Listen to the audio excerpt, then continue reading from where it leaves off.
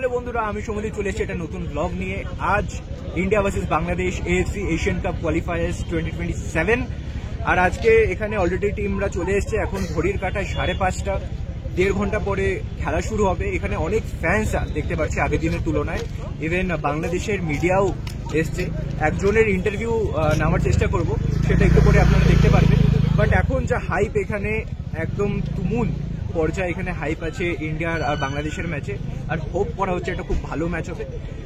Predictions বগেরা একটু পরে দিচ্ছি মাঠে গিয়ে। বাট এখন আমরা বাইরে আছি, একটু পরেই মাঠে ঢুকবো।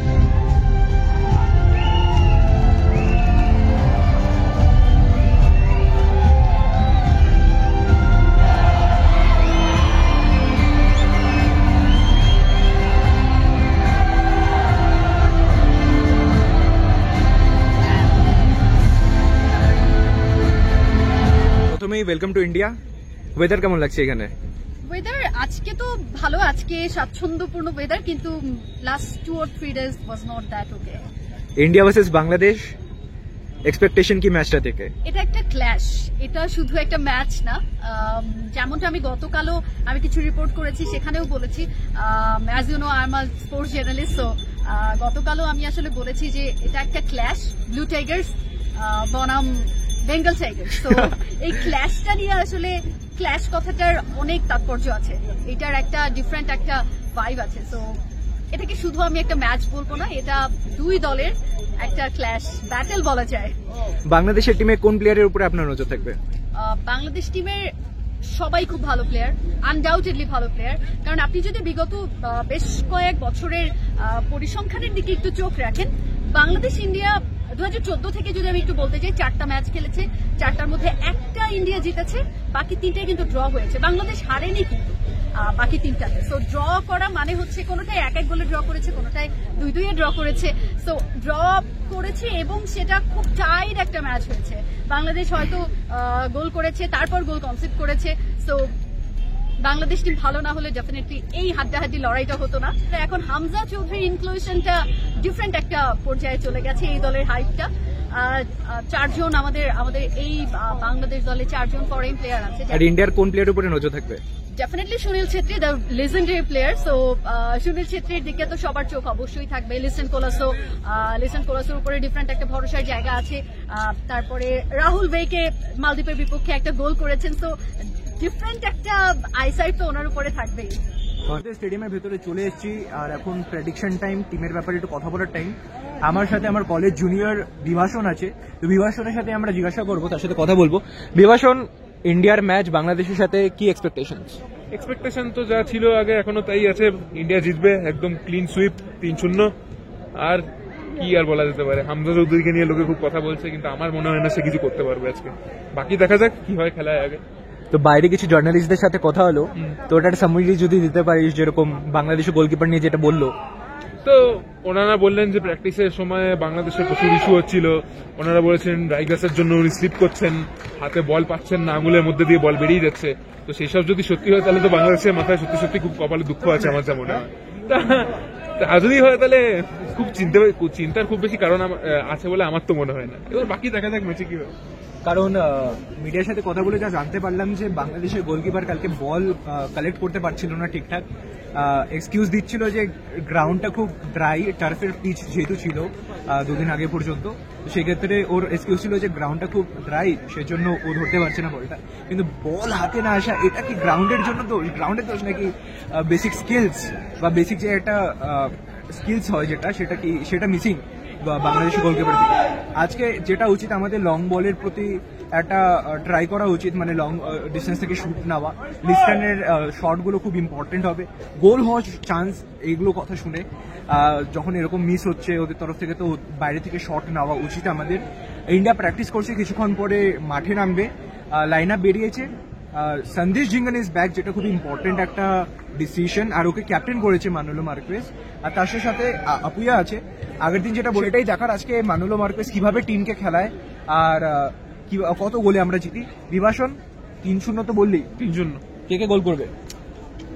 লিস্টন আর ছেত্রী, আর বাকি দেখা যাক কে হয়। তবে আগের মলদ্বীপের ম্যাচে যারা ছিল এবারেও তারাই থাকবে আশা করি। ছড়ি ছুঁড়ে বলটাকে সেভ করলো। আবারও ঝিঙ্গান থেকে বাইরে বল। দেখো কিভাবে সুনীল বলের পেছনে ভাগছে, কিন্তু ক্রস আউট। কিন্তু still ball is in play. লিস্টনের কাছে বল, স্লিপ খেয়ে পড়ে গেল লিস্টন। আবার অ্যাটাকে বাংলাদেশ, উইং বরাবর অ্যাটাকে বাংলাদেশ, আর সিঙ্গানা সলিড ডিফেন্স, কিন্তু সলিড ডিফেন্স ফ্রম সিঙ্গান।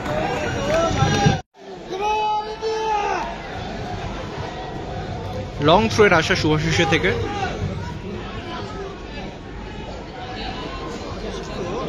বাট হামজার কাছে বল ব্যারিকেডে, ক্রসের চেষ্টা বাট হলো না। ইন্ডিয়ার কাছে বল,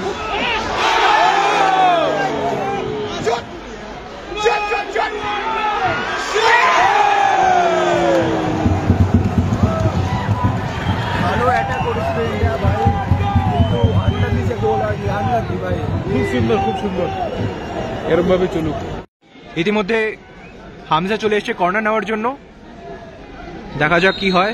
কর্নার ফর বাংলাদেশ।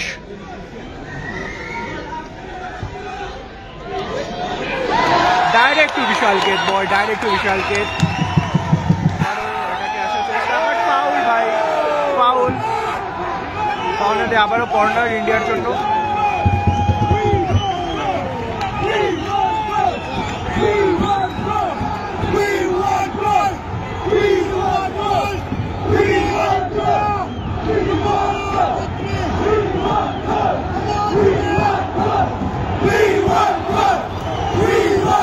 আবারও কর্নার বাংলাদেশের জন্য। এটা লো গ্রাউন্ডার শট, অ্যাটাক করার চেষ্টা বাট ডাইভিং হেডার ইন্ডিয়ার ডিফেন্ডারের পক্ষ থেকে। বাংলাদেশের আবার অ্যাটাক,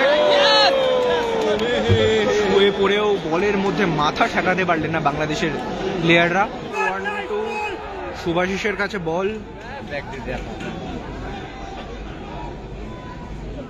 পেছন থেকে বিল্ড আপে চেষ্টা ইন্ডিয়ার।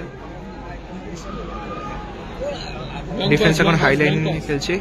Apuia ruling the midfield, Apuia থেকে শুভাশিস, শুভাশিস সার্চিং ফর লিস্টন, লিস্টন চলে এসছে, ক্রস করার চিন্তা, cross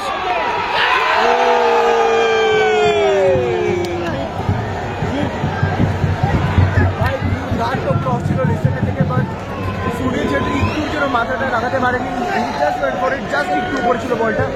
nice try Indian, nice try. দুর্দান্ত প্রচেষ্টা, খুব ভালো লাগলো দেখে। এরকম প্রচেষ্টা আরো করা উচিত। সুনীল ছেত্রী একটু কাছে থাকলে গোল খাওয়ার আশঙ্কা খুব বেশি ছিল। ক্রস বা ডাইরেক্ট গোলকিপারের কাছে, নাইস ক্রস লিস্টন। লিস্টনকে আরো এরকম ক্রস নেওয়া উচিত। ইন্ডিয়ার কাছে পজিশন, ইরফান ক্রস, কিন্তু ডিফেন্স আর বল ক্লিয়ার আউট হয়ে গেল। রাহুল ভেকের পেছনে ছিল, বাট ইন্ডিয়া। লিস্টন আবার অনেক বাইরে শট। অ্যাটাকে বাংলাদেশ, বাট বল বাঁচিয়ে দিয়েছে who else but Rahul Bheke. Corner for Bangladesh, but বাইরে। Goal kick for India. এটা রিসিভ বিশালের তরফ থেকে। ভাই স্টেডিয়াম পুরো গর্জে উঠেছে। অ্যাটাকে লিস্টন, দুর্দান্ত তিকি তাকা করে বলটা সুনীল ছেত্রী লিস্টনের কাছে পৌঁছে দিয়েছিল। অ্যান্ড উইংয়ে অ্যাটাকে ইন্ডিয়া, বাংলাদেশ। সন্দেশ ঝিঙ্গন দাঁড়িয়ে আছে ওর সাথে। ক্রস, কিন্তু ক্রস নেওয়ার জন্য প্লেয়ার নেই। উদান্তা নিচে চলে এসছে ডিফেন্স করতে। বডিসের থেকে বাইরে একটা শট, কিন্তু ওরা ইন্ডিয়া কিন্তু পজিশন হারালো। আবার বল পেয়ে এটাকে ওঠার চেষ্টা, কিন্তু লিস্টন ড্রপ করছে। ওদের রাইট ব্যাক স্পেস দেয়নি। Suresh 8 versus 8, Hamza versus Suresh. এটা ট্যাকেল ছিল।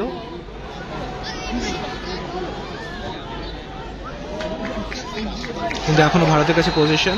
ফাউল।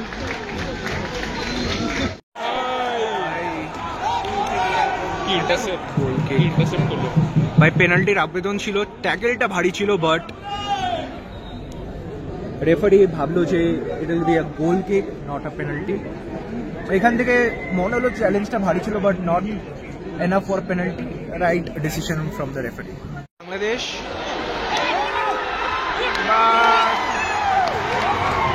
বিশালের সেভ। হামজা ভালো বল উইন করেছে। ফাউলের আবেদন। Cross for Bangladesh, but cross ইন্ডিয়ার, বাট বাইরে বাংলাদেশের শট ছিল। বিশাল কেতকে কোনো পরীক্ষার মধ্যে পড়তে হয়নি। Corner for India. বলে একটা ফাউল ছিল বক্সের ভেতরে। Pass back, Irfan to Sunil. পেছন থেকে চ্যালেঞ্জ এটা ভাই। আবারও এটাকে India. Subhasish. O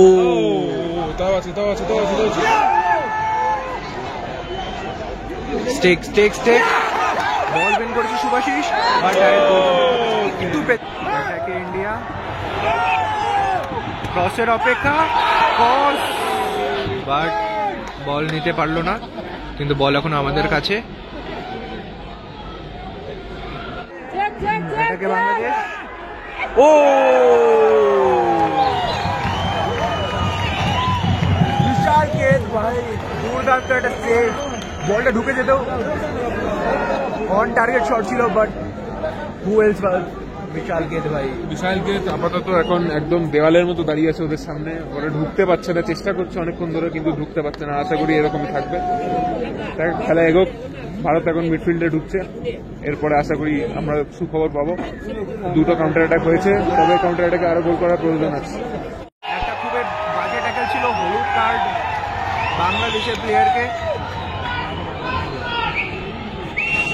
full time in Shillong, India nil Bangladesh nil ভাই। সেই গোল লেস, অনেক চান্স পেয়েছিল ইন্ডিয়া, গোল করা উচিত ছিল, হেড করার চেষ্টা ছিল। বাংলাদেশও অ্যাটাক করেছিল, but not as good as India. Expectation ছিল একটা উইনের, but then it is what it is. এখন আইএসএল নকআউটস, তারপর ISL cup. All focus to that. Really disappointing. অনেক লোকে ছিল 14,952. They will be disappointed. এটা জিতলে খুবই ভালো হতো, but it is what it is. See you. Shomodeep signing off from Shillong. Subscribe to the channel, like the video, comment করে জানাও কেমন লাগলো, আর শেয়ার করো সবাইকে। Shomodeep signing off.